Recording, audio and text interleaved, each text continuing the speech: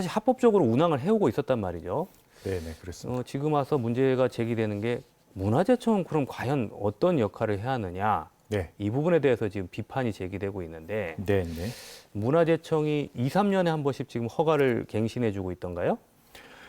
네, 맞습니다. 예. 그 서귀포 잠수함이 운항한 게 1988년이니까 예. 지금까지 34년 동안 단 한 번도 멈춤 없이 운항을 하고 있고 한 음. 업체가 독점적으로 운항을 하고 있는 상황입니다. 서귀포 문섬은 2000년도에 문화재청이 천연보호구역으로 지정을 했습니다.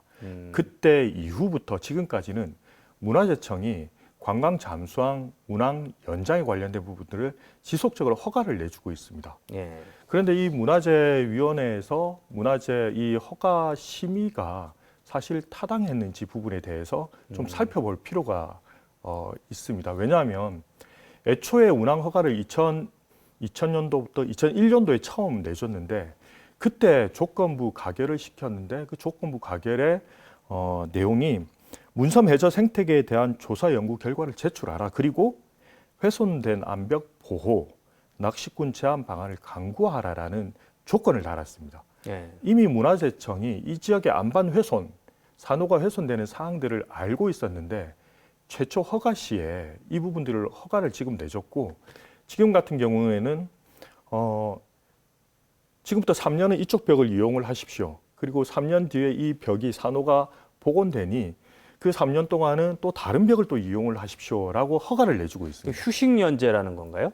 예. 말이 휴식연재인데 저희들이 볼 때는 돌아가면서 훼손하고 있다. 아, 돌아가면서 훼손하고 있다라고 예. 생각들을 하고 있습니다. 그리고 앞서 이야기했듯이 문화재청이 문화재를 관리하는 기본 원칙은 가장 첫 번째가 원형 유지입니다.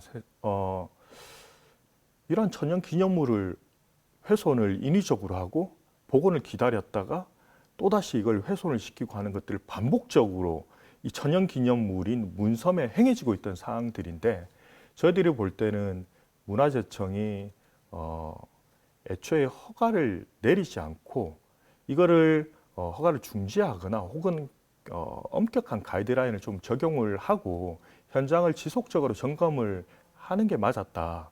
그러지 않은 상태에서 지금까지 계속 운항을 연장 하고 있고 상황이 지금 이렇게까지 돼버린 겁니다. 최초의 허가를 내준 것이 2001년도입니다. 2001년이요. 네. 2001년도에 이미 어느 정도 훼손이 되고 있다는 사실이 그럼요. 조건부 가결을 할 때 예.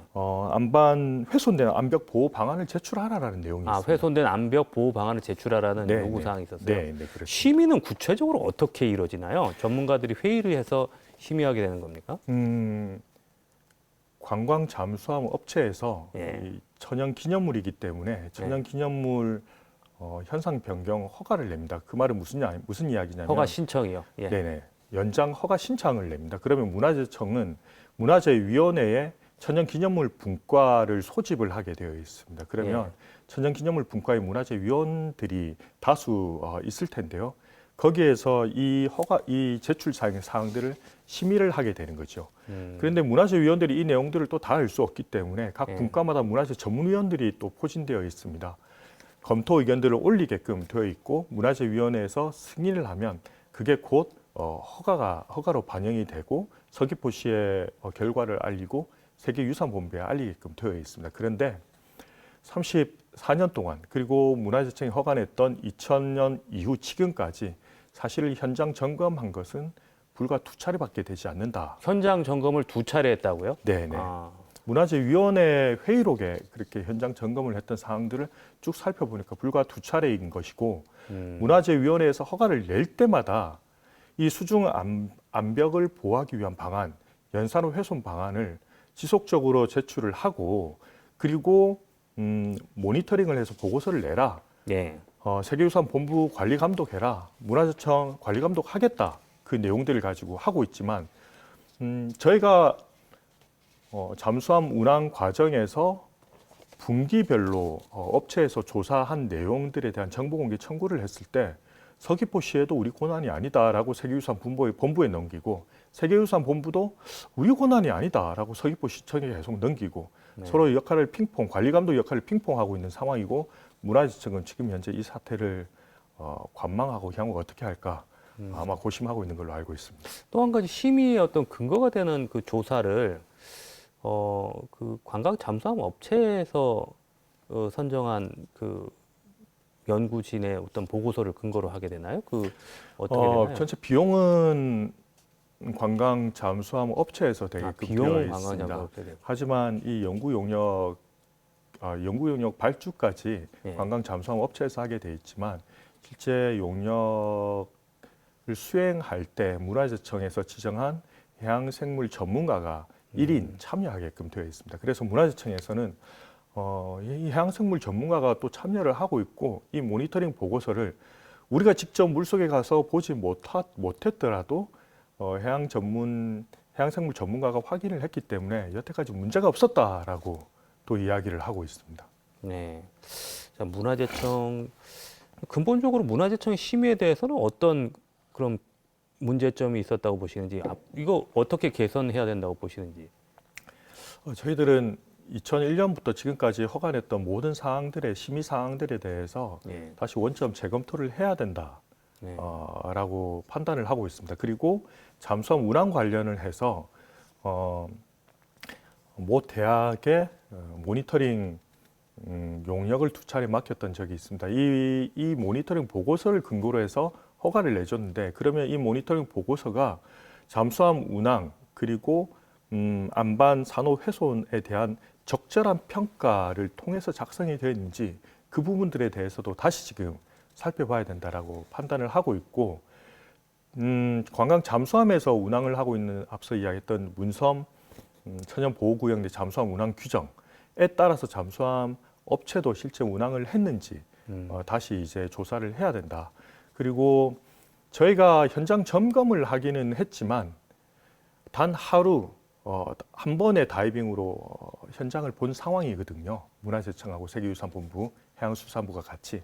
네. 향후에 이제 이 지역들은 정밀 조사가 필요하다라고 판단합니다. 거기는 주상절리대가 아름답게 뻗어 있는 어떻게 보면 이 지형학적으로도 굉장히 중요한 지역이기 때문에 이 지질 그러니까 지형 훼손, 안반 훼손 부분들, 산호 훼손 부분들 어떠한 산호들이 또 이 지역에 살고 있는지에 대한 전문가들이 직접 와서 이 지역에 대한 정밀 조사를 하고 그렇다고 하면 여기 이 해양보호구역 천연보호구역이기도 하지만 해양보호구역의 핵심 지역인 이 지역에 대한 보전 가이드라인을 새롭게 정비를 해야 된다라고 지금 지난번에 요구를 하고 그 있습니다. 합동 조사할 때 문화재청과 제주도 그리고 녹색연합에서도 함께 조사를 하신 걸로 알고 있는데 그때 어떤 뭐 합의가 이루어지거나 앞으로 어떻게 하겠다는 방향이 잡힌 건 없나요?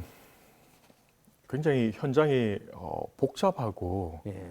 굉장히 이 컨트롤하고 있는 분이 안 보이더라고요. 음. 그때 한 30여 명 가까이 왔는데 물속에 들어간 수중팀이 13팀이었습니다. 그것도 문화재 전문위원이 데리고 온 업체 몇 분, 그리고 세계유산 본부에서도 들어갔고요. 문화재 연구소에 있는 연구원도 별도로 또 들어갔고, 녹색연합도 들어갔습니다. 물속의 전체를 같이 똑같이 동일한 방식으로 확인은 못했고, 각자 들어간 대로 자신들의 방식대로 현장을 확인하고 올라온 상황입니다. 하지만 당시 그 국회의원 전용기 의원이 같이 다이빙을 했습니다. 더불어민주당의 비례의원인데요. 조사가 끝나고 나서 전용기 의원실 그리고 녹색연합 문화재청 세계유산본부 같이 모여서 그러면 이 부분들에 대해서 공론화를 정말 시켜보자. 현장에 대해서 실태 조사를 다시 해보고 거기에 대한 검토를 한 뒤에 별도로 그 대책들을 내자.